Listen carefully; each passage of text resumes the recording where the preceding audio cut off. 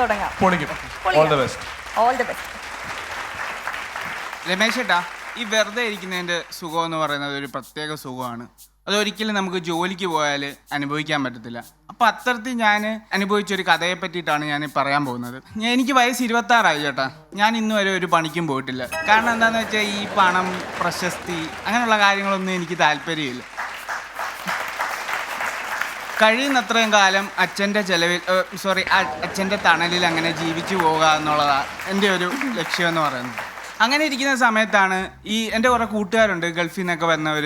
അവർ ഈ ജോലികളെ പറ്റിയിട്ടൊക്കെ പറഞ്ഞിട്ട് അവർക്ക് ആദ്യം കിട്ടിയ ശമ്പളമൊക്കെ പറ്റിയിട്ട് ഭയങ്കര വികാരഭരിതരായിട്ട് ഓരോ ഡയലോഗുകളൊക്കെ പറയും. ആദ്യം കിട്ടിയ പൈസ അമ്മയ്ക്ക് കൊടുത്തപ്പോഴാ കണ്ണീന്നൊക്കെ വന്ന ആനന്ദാശ്രു കാണുമ്പോൾ തന്നെ മനസ്സിനൊരു കുളിരാടാ. അപ്പം ഞാൻ ഈ താറാമുട്ടയുടെ കോഴിമുട്ട കൊണ്ടുവച്ച പോലെ എനിക്ക് പറയാൻ കഥയില്ല. കാരണം ഞാൻ ഇതൊരു ജോലിക്കും പോയിട്ടില്ല, എനിക്കൊട്ട് ശമ്പളവും കിട്ടിയിട്ടില്ല. ഞാൻ തീരുമാനിച്ചു അന്ന് തന്നെ ഇനി ജോലിക്ക് പോയി കുറച്ച് പൈസ ഒപ്പിക്കണം. പഠിച്ച തൊഴിൽ എഞ്ചിനീയറിംഗ് ആണ്, അത് വെച്ചിട്ട് എന്തെങ്കിലും ജോലി നോക്കാം, എവിടെ കിട്ടാൻ. അങ്ങനെ എഞ്ചിനീയർക്ക് ഒരു ഗതിയും പരഗതിയും ഇല്ലാതെ എത്തുമ്പോൾ നമ്മൾ പോകുന്നൊരു ജോലിയുണ്ട്, കോൾ സെൻറ്റർ ജോബ്സ്.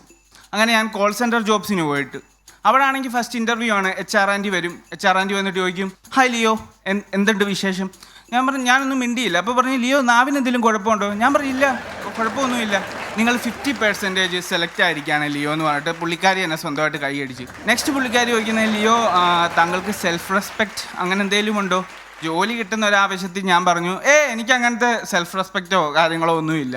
അവർ പറഞ്ഞു, ലിയോ താങ്കൾ അപ്പോയിൻറ്റഡ് ആയിട്ടുണ്ട്, താഴേക്ക് ചെന്നാൽ മതി, താഴെ ട്രെയിനറിൻ്റെ അടുക്ക് ചെല്ലുക, പുള്ളി നിങ്ങൾക്ക് വേണ്ട കാര്യങ്ങൾ പറഞ്ഞു തരുമെന്ന് പറഞ്ഞു. ഞാൻ താഴെ ചെല്ലുമ്പോൾ നമ്മളെപ്പോലെ കുറച്ച് യുവാക്കൾ ഇരിക്കുകയാണ്.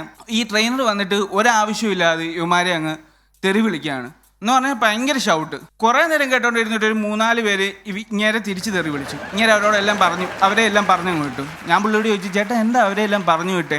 അതെ, ഞാൻ ഓൾറെഡി നമ്മളിവിടെ കമ്പനിയിലേക്ക് ആളിനെ എടുക്കുമ്പോൾ പറയാറുണ്ട്, ഈ നാണോ മാനോ ഉള്ളവന്മാരെ വേണ്ടാന്ന്. അവന്മാർ തിരിച്ച് ഇന്ന് തെറി പറയാൻ തുടങ്ങി, അതുകൊണ്ട് അവന്മാരെ അങ്ങ് പറഞ്ഞു വിട്ടെന്ന് പറഞ്ഞു. അപ്പം ആദ്യത്തെ കോള് വന്നു.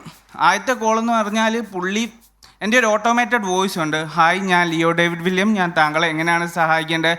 നിൻ്റെ ഒരു സഹായവും എനിക്ക് വേണ്ട, എടാ തങ്ക താമര മകനെ എന്ന് വിളിച്ചിട്ട് പുള്ളി ഭയങ്കര തെറിവിളി. പുള്ളിയുടെ പ്രശ്നം എന്താണെന്ന് വെച്ചാൽ നമ്മുടെ ഈ കമ്പനിയുടെ ഒരു സോപ്പുണ്ട്, അതിൽ പ്രമുഖനായ നടൻ, ഭയങ്കര സുന്ദരനായ നടനാണ് അഭിനയിച്ചിരിക്കുന്നത്.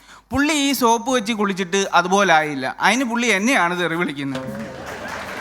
പുള്ളി ഭയങ്കരമായിട്ട് തെറിവിളിയൊക്കെ തുടങ്ങി. ഞാൻ ഈ ട്രെയിനർ ചേട്ടനെ കണ്ണ് കാണിച്ച്, പുള്ളി നോക്കുന്നു പോലുമില്ല. അതിൻ്റെ ഇടയ്ക്ക് വേറൊരു വോയിസ് കൂടെ, ഇൻറ്റേർണൽ വോയിസ് പർപ്പസിനായിട്ട് നമ്മൾ ഈ കോള് റെക്കോർഡ് ചെയ്യുന്നതാണ്, നീ ആരെങ്കിലും റെക്കോർഡ് ചെയ്ത് കേൾപ്പിക്കടാ, എനിക്കൊരു കുന്തവും ഇല്ല എന്നൊക്കെ പറഞ്ഞിട്ട് പുള്ളി ഇതങ്ങ് വീണ്ടും തുടർന്നു. ഞാൻ ഈ ചേട്ടനെ വിളിച്ച് കൈ ആട്ടി വിളിച്ചപ്പോൾ പുള്ളി ഓടി വന്നു. ഞാൻ പറഞ്ഞു, ചേട്ടാ ഭയങ്കര തെറിവിളിയാണ്. എടാ അത് കുഴപ്പമില്ല, നമ്മുടെ പ്രോഡക്റ്റിനെ പറ്റിയിട്ടാണ് പറഞ്ഞത്. ഞാൻ പറഞ്ഞ അല്ല ചേട്ടാ, എൻ്റെ പേരെടുത്ത് വിളിച്ച് എൻ്റെ അച്ഛൻ്റെ പ്രോഡക്റ്റായ എന്നെ പറ്റിയിട്ടാണ് ഇവർ പറഞ്ഞുകൊണ്ടിരിക്കുന്നത്. അങ്ങനെ പുള്ളി പറഞ്ഞ, എടാ സാരമില്ല, കുറേ ആകുമ്പോൾ കേട്ടങ്ങ് തഴമ്പിച്ചോളും. അപ്പോഴേ എനിക്ക് മനസ്സിലായി ജോലി ഇങ്ങനത്തെ തന്നെ ആയിരിക്കും മുന്നോട്ടെന്ന്. രണ്ടാമത്തെ കോൾ വന്നു. രണ്ടാമത്തെ ഒരു കോഴീഷ് കുമാർ. അവൻ വിളിച്ചിട്ട് പറഞ്ഞ്, എപ്പോൾ വിളിച്ചാലും ഏതേലും ഒരു നാറിയായിരിക്കും ഫോൺ എടുക്കുന്നത്, നിങ്ങളവിടെ പെമ്പിള്ളാരൊന്നുമില്ലേ? ഞാൻ പറഞ്ഞ്, നമ്മളാകപ്പാടെ കുറച്ച് പേരെ വെച്ച് നടത്തുന്ന ഒരു സ്ഥാപനമാണ് കേട്ടാ, പെമ്പിള്ളാരൊന്നും ഇല്ല. അതൊന്നും പറഞ്ഞാൽ പറ്റത്തില്ല, എങ്ങനെയാലും നീ എനിക്കൊരു പെണ്ണിനെ സംഘടിപ്പിച്ച് തരണം. ഞാൻ പറഞ്ഞു, ചേട്ടാ ഒന്നും നടക്കത്തില്ല. അല്ല, എനിക്ക് വിളിക്കാനായിട്ടാണെന്ന് പറഞ്ഞു. ഇങ്ങനെ കുറേ പറഞ്ഞു കഴിഞ്ഞപ്പം ഞാൻ എന്തോ ചെയ്തു, നമ്മുടെ ഈ മൊബൈൽ നെറ്റ്വർക്കിൻ്റെ കസ്റ്റമർ കെയർ ഉണ്ടല്ലോ, അവിടെ എപ്പോൾ വിളിച്ചാലും പെമ്പിള്ളാരാണ് എടുക്കുന്നത്. ഞാനും വിളിക്കാറുണ്ട്. മനസ്സിന് വിഷമം വരുമ്പോൾ ഇവരെ അങ്ങോട്ട് വിളിക്കുക. ഇവരുടെ സാറ് വിളിയും ചേട്ടാ വിളിയൊക്കെ കേൾക്കുമ്പോൾ ഒരു കുളിരുണ്ട്, എന്ന് പറഞ്ഞാൽ ഒടുക്കത്തെ ഫീലാണ് അതിന്. അങ്ങനെ ഞാൻ ഇവനെ അങ്ങനെ ഒഴിവാക്കി. മൂന്നാമതൊരു പയ്യൻ വിളിച്ചു. അവൻ മുട്ടൻ ഇംഗ്ലീഷ് എന്ന് പറഞ്ഞാൽ ഭയങ്കര ഇംഗ്ലീഷ്. ഞാൻ ഈ ലോക്ക്ഡൗൺ സമയത്ത് കുറച്ച് ഇംഗ്ലീഷ് പാടവും കുറച്ച് വെബ് സീരീസും ഒക്കെ കാണുമായിരുന്നു. ഞാൻ അത് വെച്ച് തിരിച്ച് അങ്ങോട്ടും കാച്ചി. ഇതിങ്ങനെ ഒരു മത്സരമായിട്ട് നടന്നുകൊണ്ടിരിക്കുന്നതിൻ്റെ ഇടയ്ക്ക് എൻ്റെ സ്റ്റോക്ക് തീർന്നു തുടങ്ങി. മാനസികമായിട്ട് ഭയങ്കര വിഷമം. ഞാൻ പറഞ്ഞു, എടാ മോനെ, എന്ത് സാധനമാണ് നീ മേടിച്ചത്? ഇല്ല ബ്രോ, ഞാനങ്ങനെ പ്രത്യേകിച്ച് ഒന്നും വാങ്ങിച്ചിട്ടില്ല. എടാ എന്തെങ്കിലും കംപ്ലൈൻറ്റ് ഉണ്ടോ എനിക്ക്? അങ്ങനെ ഒന്നുമില്ല. ഞാൻ പറഞ്ഞു, പിന്നെ മോനെ നീ എന്തിനാ എന്നോട് വിളിച്ചിട്ട് ഈ മലയാളത്തിൽ സംസാരിച്ചുകൂടെ നിനക്ക്? ഞാൻ ചോദിച്ചു. അപ്പം പറഞ്ഞു, ചേട്ടാ ഞാനിപ്പോഴേ IELTS ഒരു ക്ലാസ്സിന് ചേർന്നിട്ടുണ്ടേ, അവിടുത്തെ സാർ എന്നോട് പറഞ്ഞു, നീ ആരോടെങ്കിലും സംസാരിച്ച് നിൻ്റെ ലാംഗ്വേജ് സെറ്റാക്കുക. അപ്പോൾ കൂട്ടുകാരൊന്നും എനിക്ക് നിന്ന് തരുന്നില്ല, അതുകൊണ്ട് ഞാൻ കസ്റ്റമർ കെയറിൽ വിളിച്ച് ഇതാണ് എൻ്റെ പരിപാടി എന്ന് പറഞ്ഞു. അത് കേട്ടപ്പോൾ ഞാൻ മാനസികമായിട്ട് അങ്ങ് തളർന്നു. കാരണം ചെയ്യാൻ വന്ന ജോലി ഒന്ന്, ചെയ്യുന്നത് വേറൊന്ന്. ഇങ്ങനെയൊക്കെ ആകുമ്പോഴും എനിക്കെന്ന് പറഞ്ഞു കഴിഞ്ഞാൽ ഭയങ്കര ലേറ്റായിട്ടാണ് എൻ്റെ ജോലി തീരുന്നത്. ഞാൻ നേരം വിളിക്കുമ്പോൾ ഈ കഞ്ചാവ് അടിച്ച് കിറിങ്ങിയ പോലെ എൻ്റെ ഞരമ്പെന്നൊക്കെ പറഞ്ഞിരുന്ന് തിളങ്ങും, ചുമന്ന്. അങ്ങനെ ഞാൻ ചെല്ലുന്ന സമയത്ത് വഴിവക്കിൽ കുറേ ചേച്ചിമാർ നിൽപ്പുണ്ട്. ചേച്ചിമാരെന്ന് പറഞ്ഞാൽ എന്നോട് ഭയങ്കര സ്നേഹമാണ്, സ്വന്തം മക്കളോടില്ലാത്ത സ്നേഹം. ഞങ്ങളുടെ അപ്പുറത്തൊരു അമ്മാമ്മയുണ്ട്, പുള്ളിക്കാരുടെ 2 മക്കളും ന്യൂസിലൻഡിൽ ഭയങ്കര സെറ്റിലാണ്. എന്നാലും ഞാൻ രക്ഷപ്പെടണ മോനെ, നിനക്ക് പണിയൊന്നും ആയില്ലടാ, ഇത് അവരുടെ ചോദ്യം. അങ്ങനെ ഈ സമയത്ത് ഞാൻ ഇതുപോലെ തളർന്നൊക്കെയാണ് വരുന്നത്. ഇവരുടെ മുന്നിലെത്തുമ്പം ഒന്ന് നെഞ്ചൊക്കെ വിരിച്ച് ഇല്ലാത്ത എനർജിയൊക്കെ കയറ്റിയിട്ടാണ് നടക്കുന്നത്. പുള്ളിക്കാരി എന്നോട് ചോദിച്ചു, മോനെ എവിടെയാടാ കാണാനില്ല, കുറേ വൈകിട്ടൊക്കെയും രാവിലെയൊക്കെയാണ് വരുന്നത്, ഇതൊന്നും ശരിയല്ല മോനെ. ഞാൻ പറഞ്ഞു, ചേച്ചി എനിക്കിപ്പോൾ ജോലിയായി, കോൾ സെൻ്ററിലാണ്. നടക്കട്ടെ എന്ന് പറഞ്ഞിട്ട് പുള്ളിക്കാരി അങ്ങ് പോയി. ഞാനിതുപോലെ ചെന്ന് കിടന്നു. പിറ്റേന്ന് ഞങ്ങളുടെ അമ്മ കരഞ്ഞോണ്ട് വന്നിട്ട് പറഞ്ഞു, എടാ നീ എന്ത് പണിക്കാടാ പാതിരാത്രിക്കൊക്കെ പോകുന്നത്? ഞാൻ പറഞ്ഞു, എന്താ അമ്മേ? അതേ അപ്പുറത്തെ അന്നമ്മാമ്മ പറഞ്ഞുകൊണ്ട് നടക്കുന്നു, നീ കോൾ സെൻ്ററിലാണ് ജോലി. കാരണം കോൾ സെൻ്റർ എന്ന് വെച്ച് കഴിഞ്ഞാൽ പുള്ളിക്കാരുടെ വിചാരം ഈ ഡാൻസ് ബാർ, പബ്ബ്, അങ്ങനെ എന്തോ ഒരു സാധനമാണെന്ന് പറഞ്ഞിട്ട് പുള്ളിക്കാരി നാട് മൊത്തം ഇത് ഫ്ലാഷാക്കി. അങ്ങനെ ഞാൻ ചിന്തിച്ചു, വെറുതെ ഇരുന്ന് ഞാൻ വീട്ടുകാരുടെ ആനന്ദാശ്രു കാണാനായിട്ട് ജോലിക്ക് പോയാൽ ഞാൻ ഇപ്പം കണ്ടുകൊണ്ടിരിക്കുന്ന അവരുടെ ദുഃഖാശ്രുവാണ്.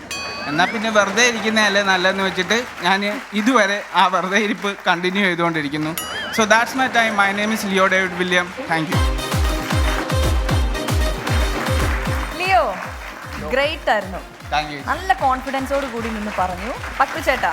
ലിയോ ഗംഭീരായി കേട്ടോ.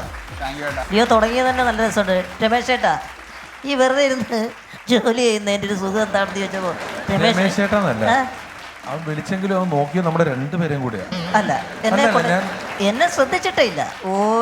ഓരോ സംഭവങ്ങൾ പുള്ളി പറയും തോറും നമ്മളെ അദ്ദേഹത്തിൻ്റെ ആ പറച്ചിലേക്ക് കൊണ്ടുപോയി. തീർച്ചയായും. അതിനിടയിൽ ആ ചില വിഷ്വല് നമ്മൾ ഓർക്കുന്നു, മുഹൂർത്തങ്ങൾ ഓർക്കുന്നു.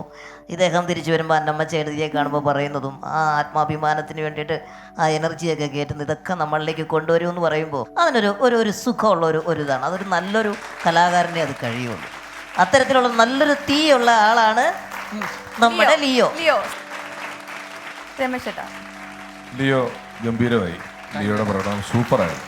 തമാശ പറയുമ്പോൾ നമ്മൾക്ക് ഈ ഞാൻ പറഞ്ഞില്ലേ, ചായക്കട, പോലീസ് സ്റ്റേഷൻ, ഡോക്ടർ, ഹോസ്പിറ്റൽ അനുഭവം, നാട്ടിലെ ഒരു സുഹൃത്തിന് പറ്റിയ അമളികൾ എന്നൊക്കെ പറഞ്ഞ് നമ്മൾ പല കാര്യങ്ങൾ പൊതുവേ പറയാറുണ്ട്. അതൊക്കെ പറയാം. അവിടെയൊക്കെ ഇഷ്ടംപോലെ നർമ്മങ്ങൾ ഉണ്ടാകുന്നതാണെങ്കിലും ലിയോ കുറച്ചുകൂടെ ആധുനികമായ ഒരു പ്രദേശത്തു നിന്നാണ് തമാശകൾ എടുത്തുകൊണ്ട് വന്നിരിക്കുന്നത്. അത് ഏറ്റവും പുതിയ ആളുകൾക്ക് കണക്ട് ചെയ്യാവുന്ന ഒരുപാട് നല്ല കാര്യങ്ങൾ പറഞ്ഞിട്ടാണ് ലിയോ തമാശ പറഞ്ഞത്. ഗംഭീരമായിരുന്നു. ലിയോ ഗ്രേറ്റ് ആയില്ലേ?